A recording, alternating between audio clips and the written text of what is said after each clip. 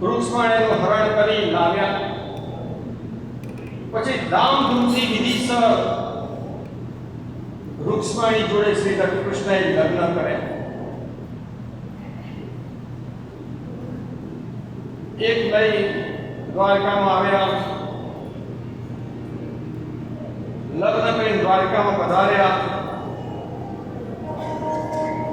તમારી દીકરીને વરાવ તો એને સંસ્કાર જરૂર હતો. અહીંયા દ્વારકામાં આનંદ થઈ ગયો. એના પછી કૃષ્ણે જાંબુવતી જોડે લગ્ન કર્યા. તેની કથા હું સંભળાવું છું. દ્વારકામાં સત્રજીત યાદવ સૂર્યનો પરમ ભક્ત હતો. 12 વર્ષ સુધી એમને સૂર્યની ઉપાસના કરી. સૂર્યનારાયણ ભગવાન પ્રસન્ન થયા. સત્રજીતને સ્વયંવર મળી જેવું, જેનું કરોડો સૂર્ય જેવું પ્રકાશ હતું, એ એને પેટમાં આપ્યું. સત્રજીતને ગળામાં ધારણ કર્યું. એને જોઈને લોકો અંજાઈ જતા. લોકો કૃષ્ણને કહેવા લાગ્યા કે હે કૃષ્ણ, આ ખુદ સૂર્યનારાયણ આપણને દર્શન કરવા આવ્યા હોય એવું લાગે છે. શ્રી હરિહર લાલની જય. એટલે ઠાકોરજી હસ્યા. આ સૂર્ય નથી, આ તો સત્રાજીત નામનો માણસ છે. સત્રાજીતે મણીની ધારણ કરી છે. મણીને બ્રાહ્મણ પાસે પૂજા કરાવી. સ્વયં તક મણી જ્યાં હોય ત્યાં દુકાળ ન પડે, દુઃખ પીડા ન થાય, સાપો હિંસક પ્રાણીઓ ન આવે, અને જેને ધારણ કર્યું હોય એને રોગ પણ ન થાય, એવું સૂર્યદેવનું વરદાન હતું. ઠાકોરજીએ સત્રાજીતને કહ્યું, આ મણીના લોકો દર્શન કરવા પણ પડાપડી કરવા લાગ્યા. માટે હું તમને કહું, એ મણી છે ને આ મંદિરમાં પધરાવો. એટલે મંદિરમાં આવનાર દરેક જણ આના દર્શન કરશે. પણ સત્રાજીત તો ન માન્યું. સત્રાજીતના ભાઈ પ્રેરણ મણીના ભાગ જોઈતો હતો. એક દિવસ સ્વયં તક મણી ગળામાં પહેરેલી જંગલમાં ભાગ્યો. જંગલમાં સિંહે તેને મારી નાખ્યો. અને એ સિંહે એક રીછનો રાજા હતો, તેને પણ મારી નાખ્યો. એ રીછનું નામ હતું જાંબુવન. જાંબુવન મણી લઈ પોતાના બચ્ચાને પોતાના ગુફામાં રમવા આપ્યો. આ બાજુ મણી ચોરવાથી અને પ્રસેનનો પત્તો ન હોવાથી સત્રાજી લોકોને કહેવા લાગ્યો કે મણી લાલચુ કૃષ્ણએ મારા ભાઈને મારી નાખ્યો અને મણી લઈ લીધો લાગે છે. ઠાકોરજી ઉપર ચોરીનો આરોપ મુકાયો. એટલે કૃષ્ણને થયું, અહીંયા મારું ખરાબ લોકો બોલે છે, લાવો હું મણી શોધવા નીકળું. ભગવાન નક્કી કર્યું, જ્યાં સુધી મણી ના મળે ત્યાં સુધી પાછો હું આવીશ નહીં. ખોવાયેલી ચીજ પાછી મેળવવા સત્રાજીતે અહીંયા નવચંડી યજ્ઞ કરાયો, સતચંડી યજ્ઞ કરાયો, સહસ્ત્રચંડી યજ્ઞ કરાયો. બધું જ કરાવ્યું, પણ મણીનો પત્તો લાગ્યો નહીં. મણી શોધતા શોધતા ભગવાન ગિરનાર પાસે આવ્યા. સિંહના અને પછી રીછના પગલે પગલે એ આજે ગુફા હતી જાંબુવનની એમાં ગયા. ત્યાં ગુફામાં મણીનો પ્રકાશ જોયો અને ભગવાને ગુફામાં દાખલ થયા. ગુફામાં જાંબુવંત રહેતો હતો અને જાંબુવંત અને કૃષ્ણને મણી માટે જબરજસ્ત યુદ્ધ થયું. જાંબુવંતે એક મુક્કો મારી પ્રહાર કર્યો. જાંબુવંત હારી ગયો. યુદ્ધ પછી તો જાંબુવંતને ખબર પડી કે આ તો ભગવાન પોતે જ અહીંયા આવ્યા છે. એમની માફી માંગી અને મણી આપી દીધો. સુખદેવજી કહે, હે રાજન, કૃષ્ણ કહે છે કે જાંબુવંત આ મણી માટે મારા ઉપર દ્વારિકામાં ચોરીનો આરોપ લાગ્યો છે. હું આ મણી લેવા જ અહીંયા આ ગુફામાં દાખલ થયો છું. જાંબુવંતને ભગવાનનો સત્કાર કર્યો. મણી સાથે પોતાની કન્યા પણ જાંબુવંતને પણ આપી. ભગવાને જાંબુવંત સાથે લગ્ન કર્યા. ભગવાને કાયદેસર ફેરા ફરી 8 લગ્ન કર્યા. ટોટલ 16,008 રાણી, એમાં 8 કાયદેસર ફેરા ફરી. પહેલી રૂક્ષ્મણી જોડે લગ્ન કર્યા, બીજા સત્યભામા જોડે લગ્ન કર્યા, ત્રીજા જાંબુવતી જોડે, ચોથા સત્યા જોડે, પાંચમા કાલિંદી જોડે, છઠ્ઠા લક્ષ્મણા જોડે, સાતમા મિત્રવિંદા જોડે અને આઠમા ભદ્ર જોડે લગ્ન કર્યા. ભૌમાસુર નામનો રાક્ષસ હતો. એને કોઈ પણ સ્ત્રી ગમે એ એની જોડે લગ્ન કરી કેદખાનામાં પૂરી દેતો. એને 16,000 રાણીઓ ભેગી કરી ત્યાં આગળ. જેને મન લાગે કે આની જોડે લગ્ન કરાય, એની જોડે લગ્ન કરી પૂરી દે. કોઈએ ફરિયાદ કરી કૃષ્ણને કે રાક્ષસ આવું કૃત્ય આપણા રાજ્યમાં કરે છે. કૃષ્ણએ ભૌમાસુરને મારી નાખ્યો અને તે કેદખાનામાંથી છોડાવી. 16,000 રાણીને છોડાવી એટલે કે અમે જઈશું તો ખરા, પણ અમને સમાજમાં કોઈ સંઘર્ષ છે નહીં. કેમ કે આ ભૌમાસુર જોડે લગ્ન કરીને આવે કોઈ રાખશે નહીં. તો અમારો કોઈ ઉદ્ધાર થાય એવું કરો. ત્યારે કૃષ્ણએ કીધું, આજથી તમે સમાજમાં કહી દેવાનું અમારો પતિ આ કૃષ્ણ છે. એટલે 16,008 રાણી થઈ. પરમ ભક્ત દાનાજી ભગવાનના દર્શન કરવા દ્વારકામાં આવ્યા. નારદજી વિચાર્યું કે ખાલી હાથે ન જવાય.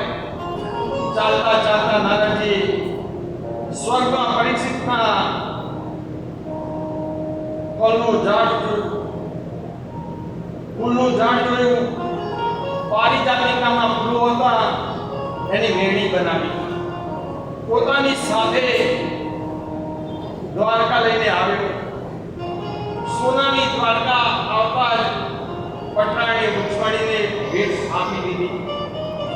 રૂક્ષ્મણીએ જે વેણી એના પોતાના અંબોડામાં નાખી.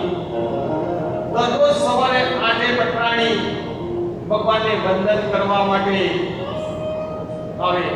તે વખતે આ સત્યભામા એ ભગવાનને કહ્યું, તમે રૂક્ષ્મણીને અંબોડામાં નવા ફૂલની વેણી લાવી પહેરાવી, અમને કેમ નહીં? રૂક્ષ્મણીએ કહ્યું, ભગવાને મને નથી આપી. આ નારદજી લાવ્યા હતા એમને આપી અને મેં પહેરી છે. સત્યભામા કે અમને પણ આવી વીણી જોઈએ છે.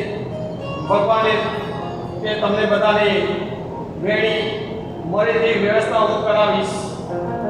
સત્યભામા વારંવાર ભગવાનના વેણી યાદ કરાવતા રહ્યા.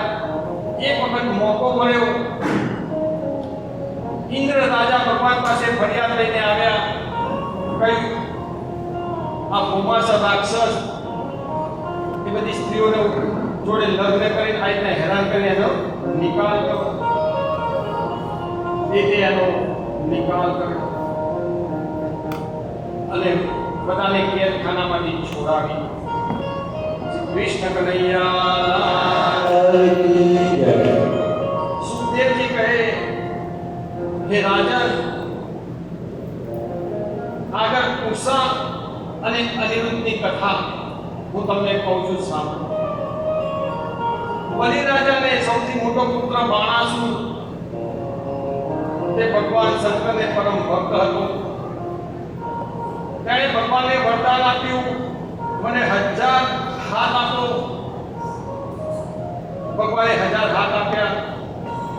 એક દિવસ શંકર ભગવાન કહે, તમે મને 1000 હાથ આપ્યા, પણ મારી જોડે યુદ્ધ કરવા કોઈ તૈયાર નથી. શંકર ભગવાને કહ્યું કે તારી ધજા ભાગી પડે ત્યારે તારું યુદ્ધ થશે. આ વાતની બાણાસુર યુદ્ધની રાહ જોવા લાગ્યો. બાણાસુરને ઉષા નામની એક દીકરી, ઉષાએ સ્વપ્નમાં પોતાના લગ્ન અનિરુદ્ધ સાથે થતા જોયા. નિંદ્રા તૂટી એટલે અનિરુદ્ધને જોયો નહીં, તેથી ઉષા નિરાશ થઈ. આ ચિત્રલેખામાં કથા આવે છે, જે ઓખા હરણ. એટલે અનિરુદ્ધે એને ન જોયો, તેથી ઉષા નિરાશ થઈ. ઉષાની એક સખી હતી જેનું નામ ચિત્રલેખા. આ ઉષાનો ઉદાસ જોઈ પૂછવા લાગી, તને મનમાં શેની ચિંતા છે? ઉષાએ ચિત્રલેખાને કહ્યું, મેં સપનામાં એક સુંદર મોટી પૂજાવાળો પીળા પીતાંબર વાળો મારો પતિ જોયો, હું એને શોધું છું. ચિત્રલેખા અનેક ચિત્રો બતાવ્યા, આવ્યો છે કે ના, આ કે એ નહીં. હજારો ચિત્રો બતાવે, એકમાં હા પાડી નહીં. શ્રી કૃષ્ણ, બલરામ, પ્રદ્યુમન, અનિરુદ્ધને ચિત્રો બતાવ્યા અને કહ્યું, આ અનિરુદ્ધ છે નું ચિત્ર જોઈ ઉષા શરમાઈ ગઈ. બસ આજ અનિરુદ્ધ મારા સ્વપ્નમાં આવ્યો હતો. ચિત્રલેખા યોગ વિદ્યા જાણતી હતી. તેણે યોગ વિદ્યાની પલંગ સાથે અનિરુદ્ધને પૃથ્વી સોનિતપુરમાં લઈ આવી. પોતાની સખી ઉષાને દર્શન કરાવ્યા. જ્યાં પુરુષો આવી શકતા ન હતા એવા ઉષાના મહેલમાં આવ્યો. ત્યાં તેણે અનિરુદ્ધને જોયો. બાણાસુરના સૈનિકો સાથે આવેલો જોઈ અનિરુદ્ધ બાણાસુરને મારી નાખવા તૈયાર થયો. પેલા અનિરુદ્ધે તેમને સૈનિકોને મારવા આ વાતની બાણાસુરને ખબર પડી ગઈ. તેને મારવા માટે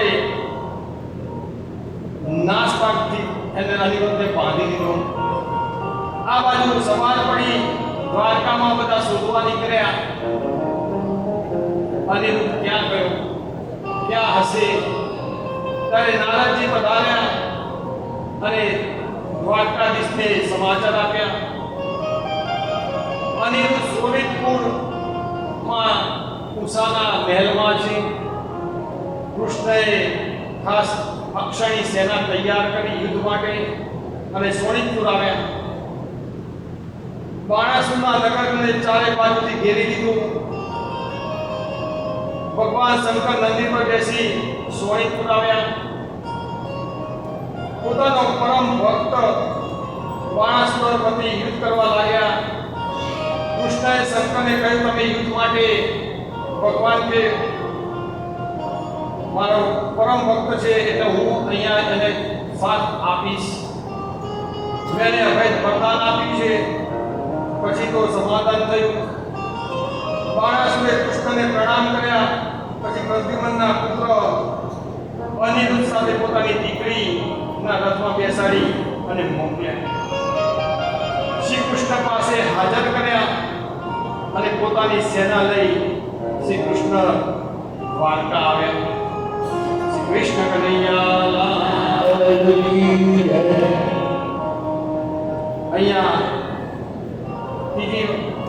શિશુપાલ વધ. જે કુંતીનો પુત્ર હતો શિશુપાલ અને દંતવક્ર, આ બે રાક્ષસો હતા. વૃક્ષમણીના વિવાહ શિશુપાલ જોડે થવાના હતા, થયા નહીં. એટલે ભગવાનને ગાળો બોલવા માંડ્યો. ભગવાન એને મારવા ગયા ત્યારે કુંતી એની ભય થાય કૃષ્ણની, એને કીધું એને માફ કરી દે, તારો ભાઈ જ છે. પણ એક અસંખ્ય ગાળો બોલતો હતો.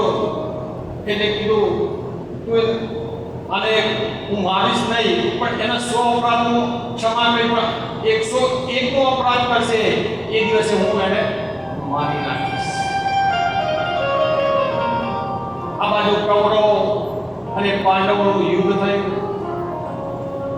કૌરવો મરાયા. પાંડવોમાં રાજગાદી બેસાડવા માટે રાજ્ય અભિષેક કરવાનો હતો. એની પૂજા રાખી. પૂજામાં કોણ બેસે?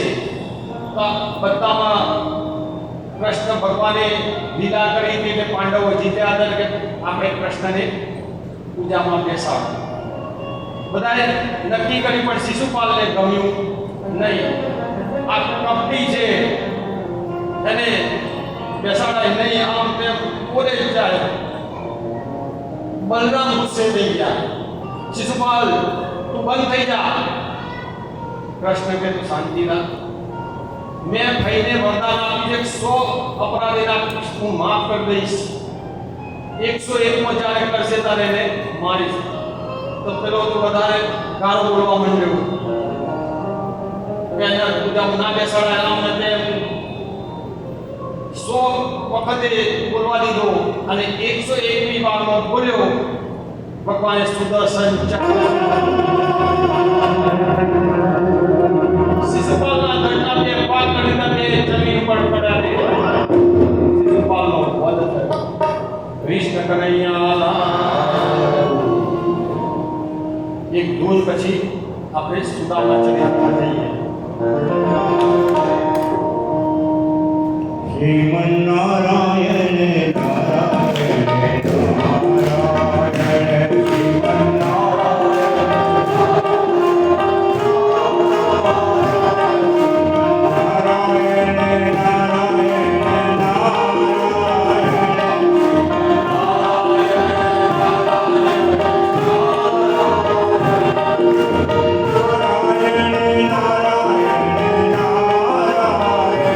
શ્રીમન નારાયણ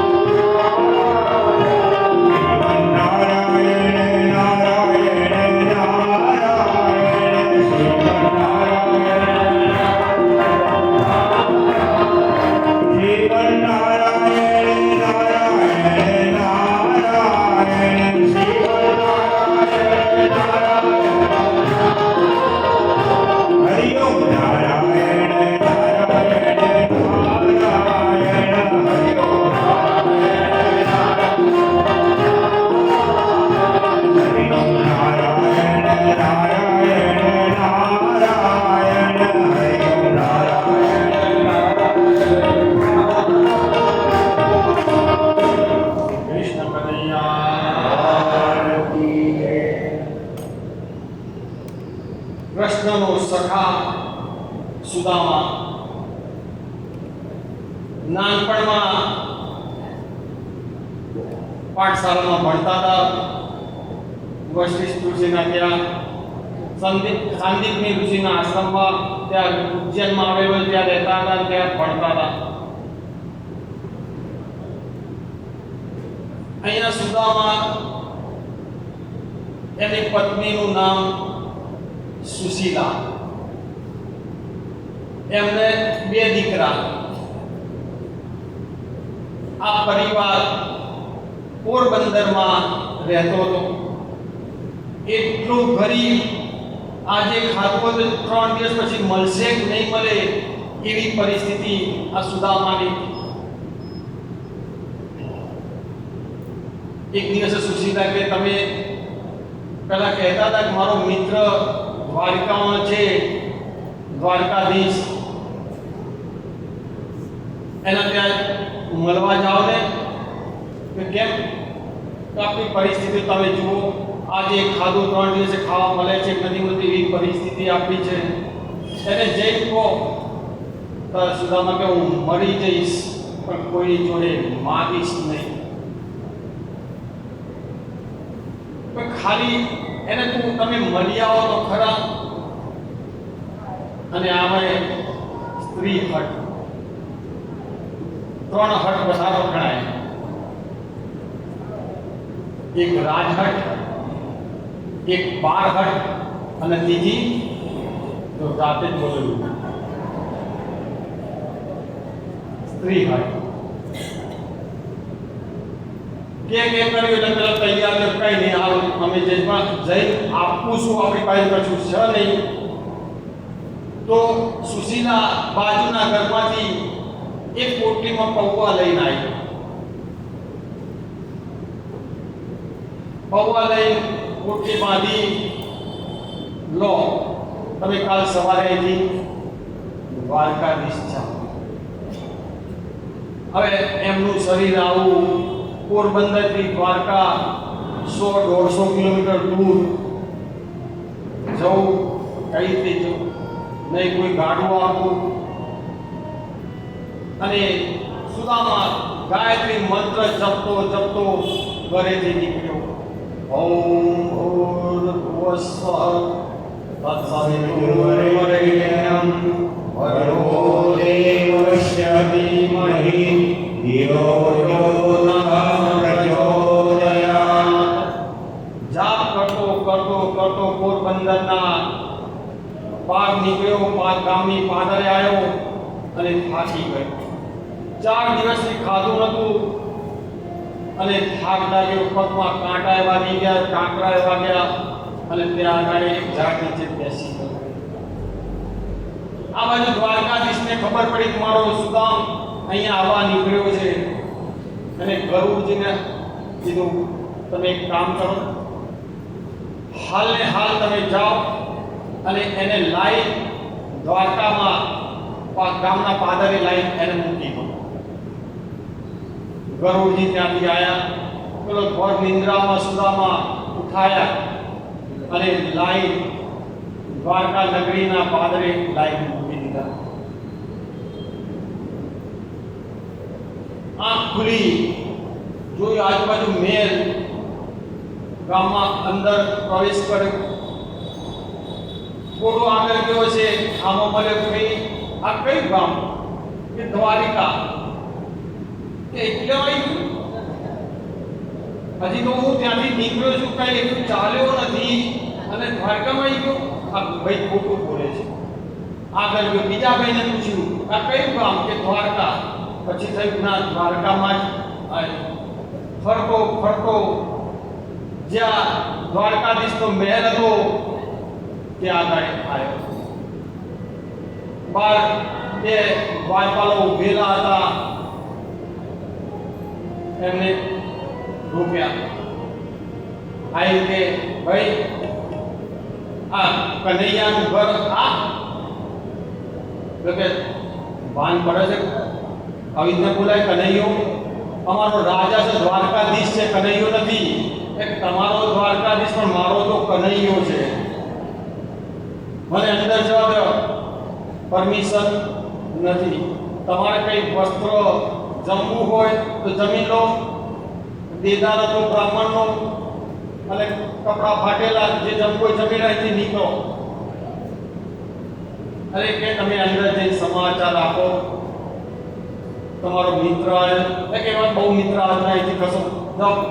દ્વારપાલોને રોકી રાખ્યા, જવા દીધા નહીં. અરે દ્વારપાલો કનૈયા से वेदो तेरे घर पे सुदामा करीब आ गया है. अरे દ્વારપાલો કનૈયા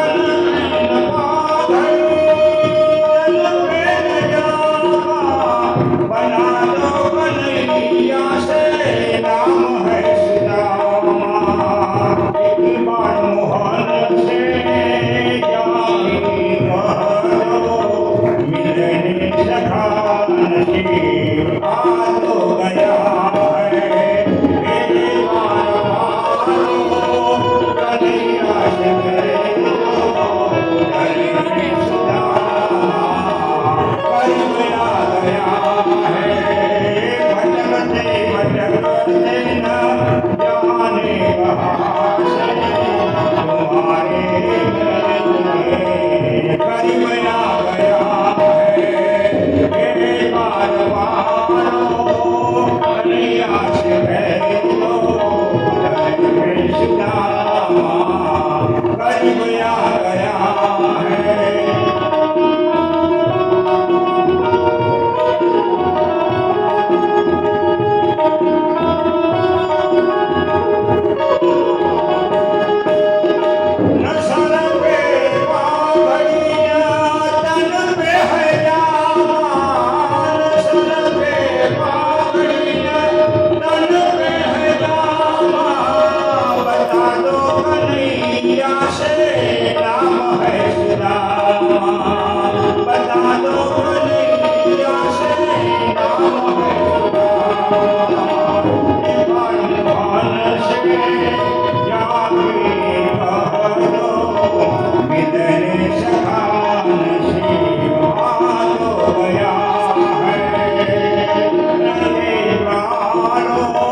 કનૈયા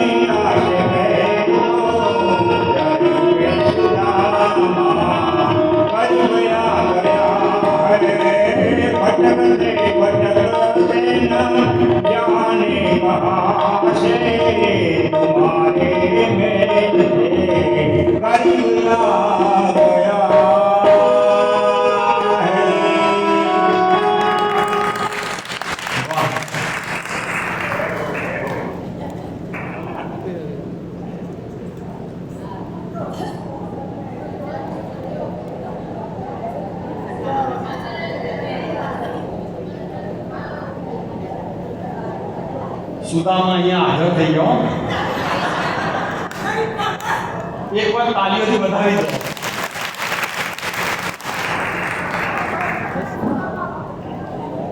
અહીંયા દ્વારપાલો રોકી રાખ્યા, જવા દીધા નહીં.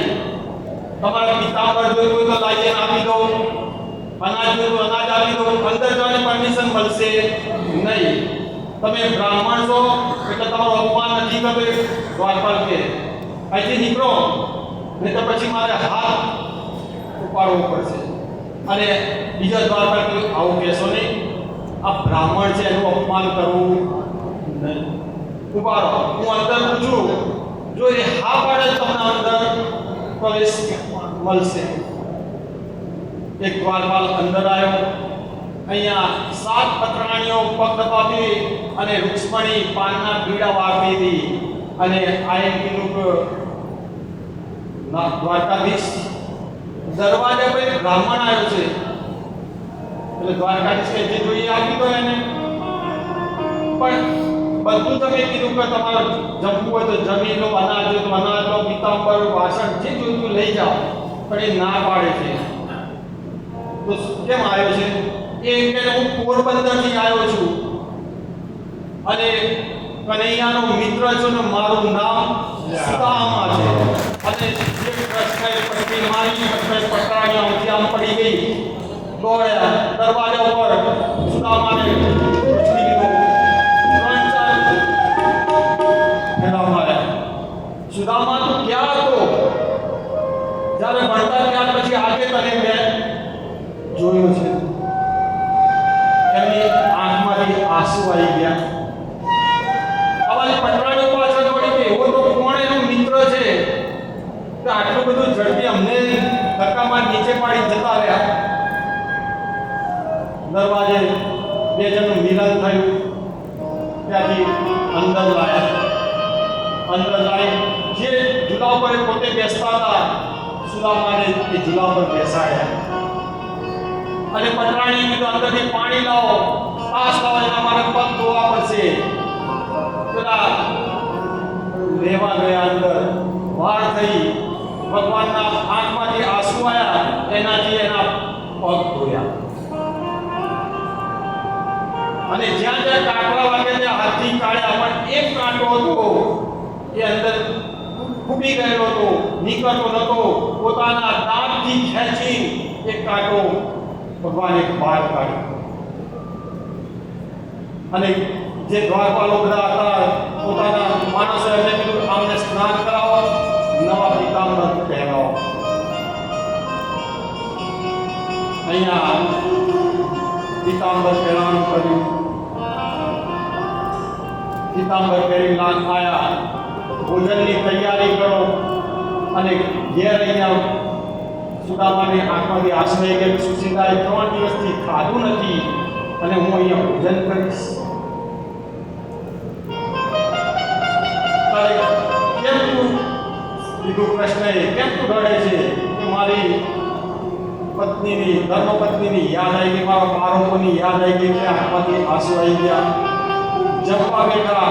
જમતા કૃષ્ણની નજર પડી પેલી બગલમાં ટોપલી દબાઈ. એને જોયું કે અહીંયા તો 56 બોક્સ આપણા તાંદુલા એનો કંઈ આવે નહીં, પપ્પાનું કંઈ આવે નહીં.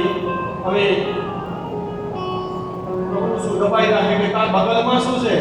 કે કશું નથી. કૃષ્ણએ જોશથી ખેંચી નાખ્યું. હાથમાં ટોપલી આવી પપ્પાની અને હાથમાં લીધું અને કૃષ્ણ પણ રડવા માંડ્યા.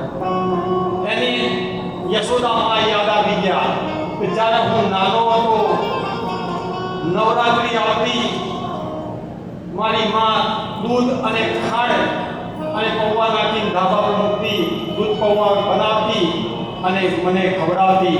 એ સરસ પૂનમ હતી. અને એ વખતે નિધિવન છે, નિધિવનમાં રાસ રમાતો. અહીંયા બધી ગોપીઓને બોલાવે કૃષ્ણ અને રાસ રમે. રાસે જો યમુના કિનારે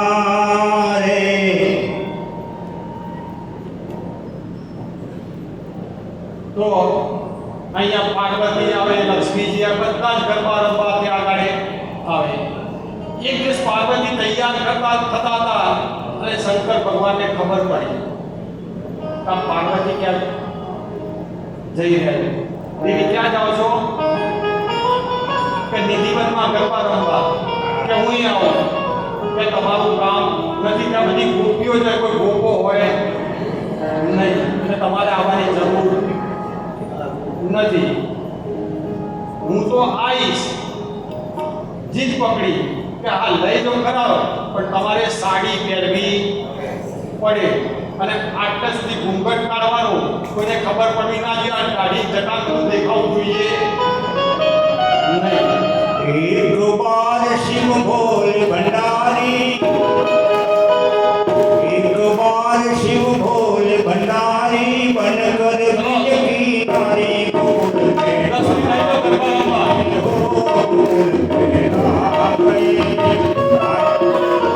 पार्वती ने मना किया पर ना माने त्रिपुरारी बोल के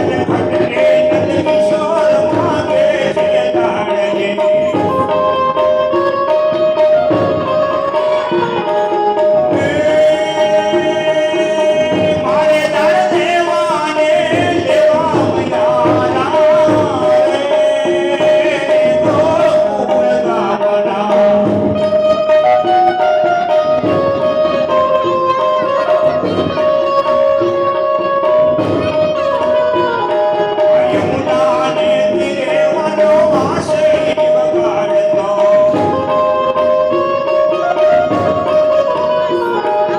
યમુનાને તીરે વનો વાંસળી વગાડતો. એ બોલાવે બાદશાહ ઊંઘથી જગાડતો.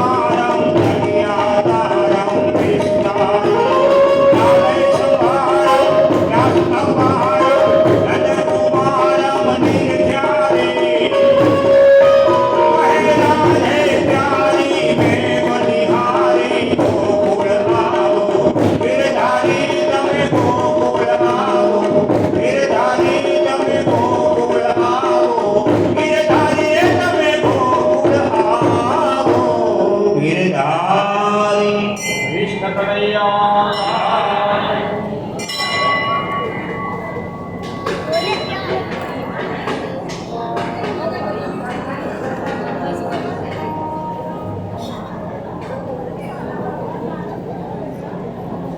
અહીંયા શંકર ભગવાને વાતો નહીં બોલો હરિહર લાલ કી જય. શંકર ભગવાને સરસ મજાની સાડી પહેરી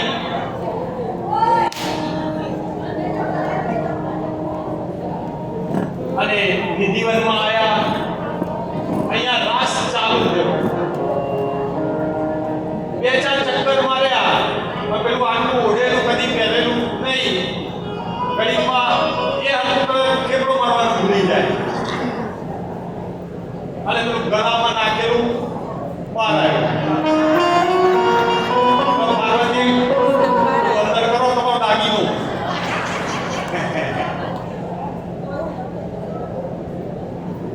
એ બતાવવા અહીંયા આવ્યો છું કૃષ્ણનો તો હું શંકર છું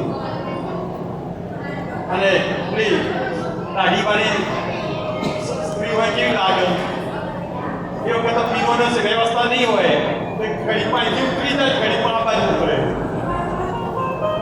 અને પરસેવો છૂટે પછી તો કંટાળી સાડી ઊંચી કરી અને શંકર ભગવાનના દર્શન કરાવે.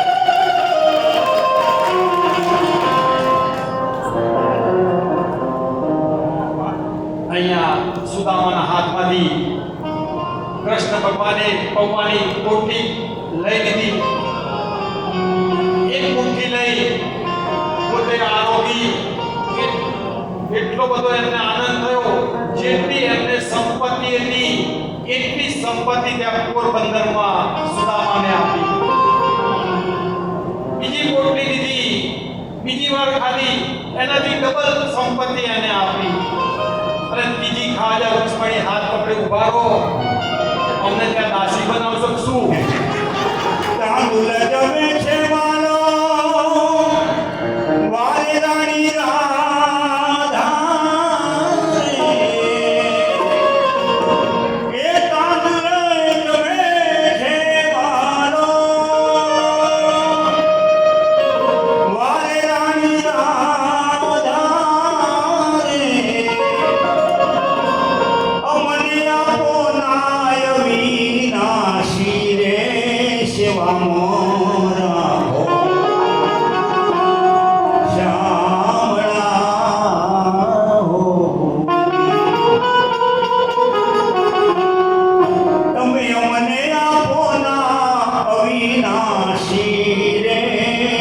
મારા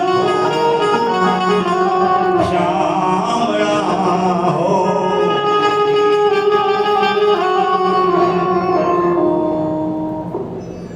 પછી તો એ પૌવાની પુટલી પૂરી બધાએ થોડો થોડો પ્રસાદ લીધો. અહીંયા આગળ 2-4 દિવસ થઈ ગયા. તારે કૃષ્ણે કીધું કે સુદામા, તને તારા ઘરની યાદ નથી આવતી? ઘણા એવા મહેમાન આવી જાઓ, ઘેર આવ્યો હોય ને 2-4 દિવસ રહે, એકલા આવ્યો હોય 2-4 દિવસ રહે, આપણે કે ઘેર નથી જવું, યાદ નથી આવતું? યાદ તો ઘણી આવે, પણ મેં પત્ર લખ્યો છે એ પણ અહીંયા તમારે ઘર કામમાં છે. 2-4 દિવસ રહ્યા અને સુદામાને યાદ આવ્યું, મારી પત્ની મારા બાળકો શું જમતા હશે. એને કીધું, કૃષ્ણ, મને મારી ધર્મપત્નીને બાળકો યાદ આવે છે, પોરબંદર જાઉં? જાઓ. ત્યાંથી સુદામા નીકળવા ગયા, દરવાજા સુધી પહોંચ્યા. એ સુદામા, પાછો આય. પાછો બોલાયો, બોલ. ત્યાં આગળ સારું તો છે ને, તારા ઘેર જમવા કરવાની વ્યવસ્થા છે ને? એટલું કીધું કે પાછો આવ્યો. પાછા સુદામા નીકળ્યા, દરવાજે પહોંચે, પાછા બોલાવો. 2-4 વખત કર્યું. એટલે સુદામાએ કીધું, તારે જે હોય મને કહી દે, તારા પેટમાં શું દુખે છે તું કહેશે શું મને? તારે સુદામાએ કીધું કે મારા ઘેર જમવાની તકલીફ છે, આ તે, પણ હું માંગવાનો નથી. તારે આપવું હોય તો આને માગ્યું નહીં. અને જે પિતાંબર પહેરાયું એ પિતાંબરે પેટાય. પિતાંબરે એની પાસેથી લઈ લીધું. સુદામા વિચાર કરે કે આની પાસે આટલી મિલકત છે, પિતાંબરને એનો જીવ ભરાઈ ગયો. પણ કૃષ્ણના બીજા સખાએ કીધું અને બલરામે કીધું કે એ પિતાંબર લઈ પહેરી જાય, જવા દે ને. કે ના, કેમ? એ મારી અહીંયાથી ધરતી પરથી બહાર નીકળશે. કોઈ એને કહેશે કે તું હમણાં ધોતી પહેરી ગયો તો ફાટેલી, અને તું આ પિતાંબર પહેરીને આવ્યો. પિતાંબર માગ્યું, એ માગશે નહીં, અને માગે એ મને પસંદ નથી, એટલે મેં પિતાંબર એને આપ્યું.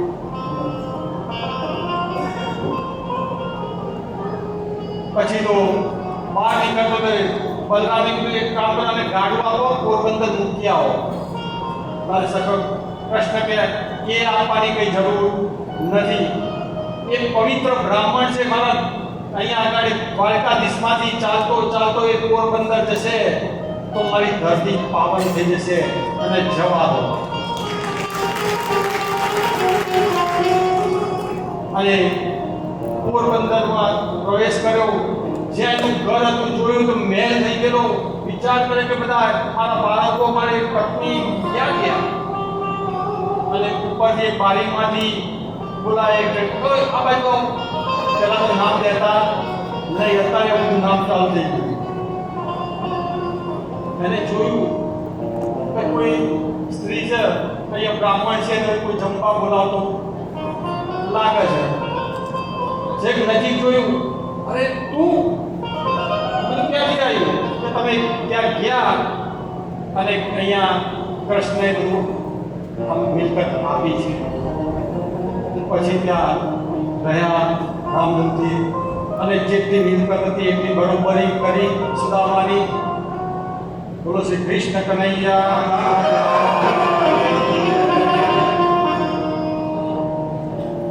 પછી તો અહીંયા દસમ સ્કંદનો વિરામ આપ્યો.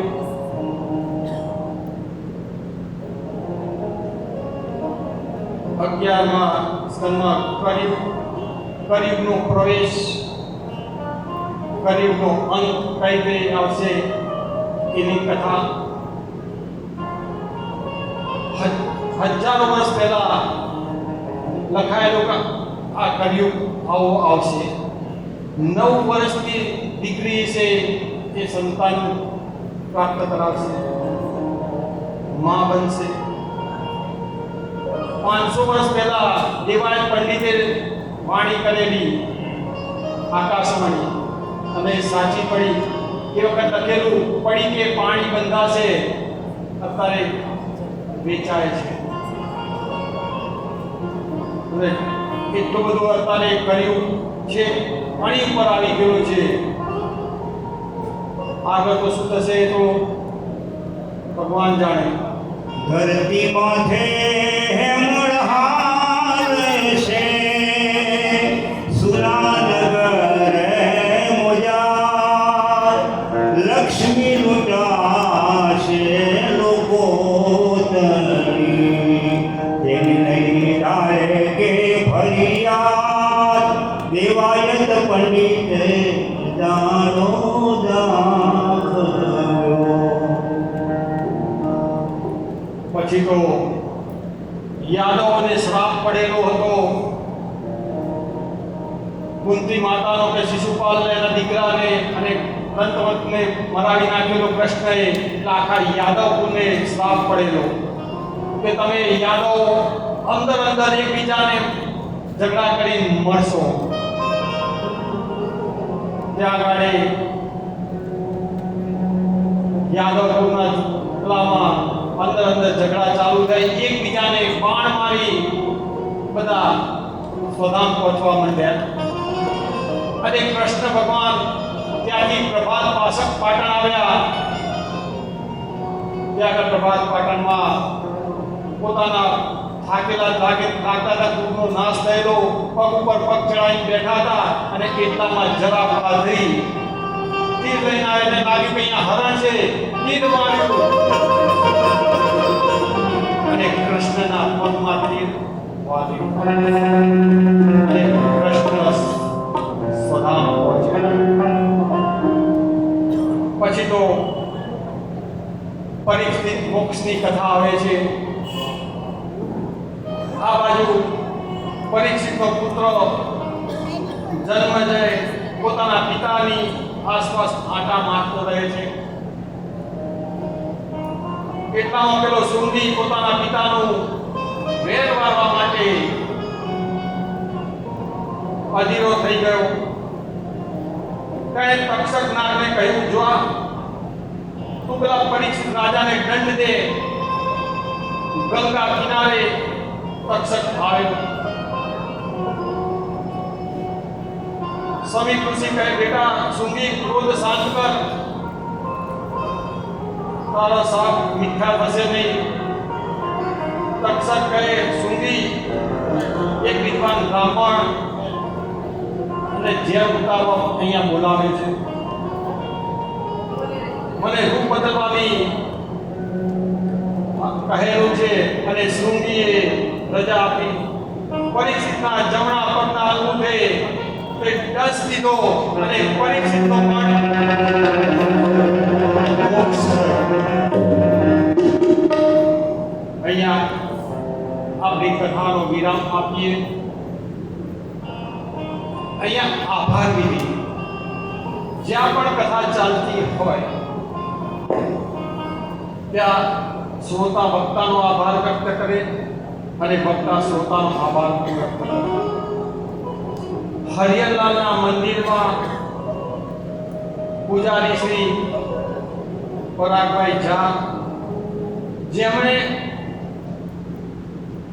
શ્રી હરિયરલાલના મંદિરના પરિવાર, જેમણે મારા ઉપર દ્રઢ વિશ્વાસ રાખી મારી જોડીમાં આ મારી કથા પધરાવી, તે બદલ હું એમનો આભાર માનું છું.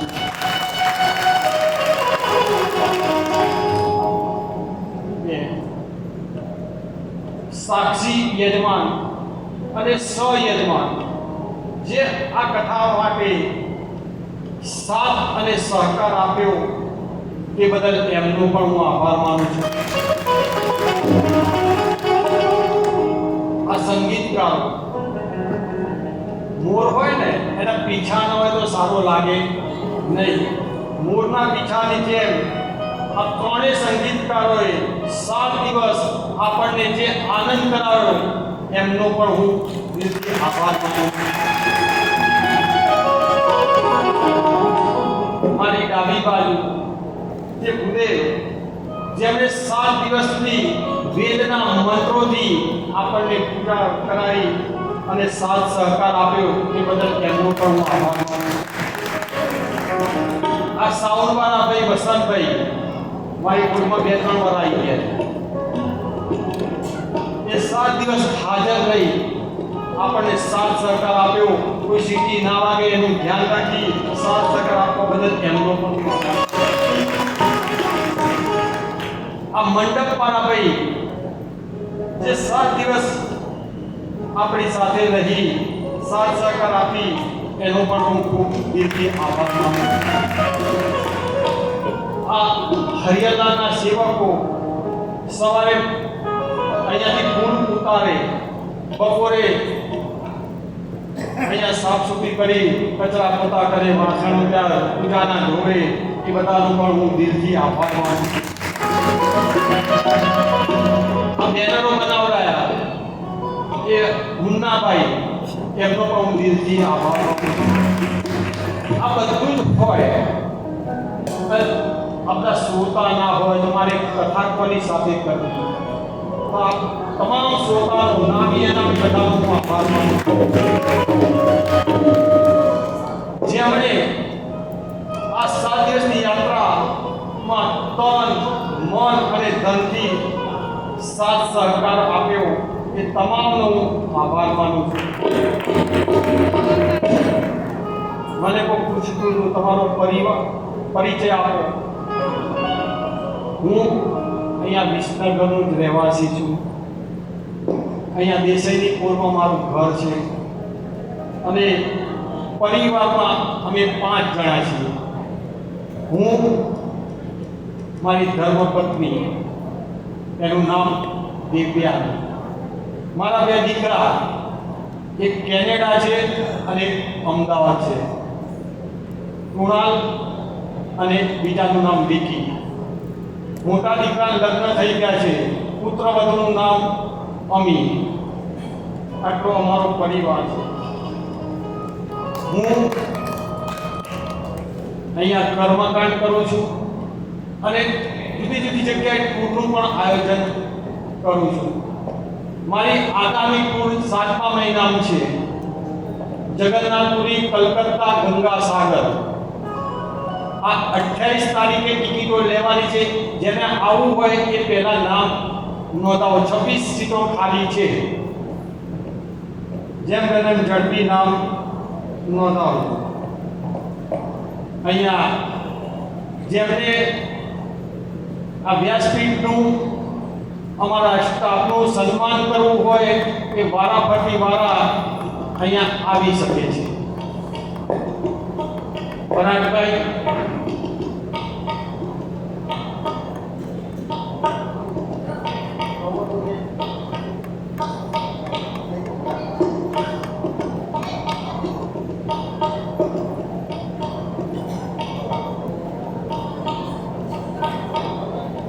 મિનિટ આપીએ છીએ. જેને પેલા બગીવાળા ભાઈને ફોન કરી દે તો કેટલા આવ્યા? મધુમેહ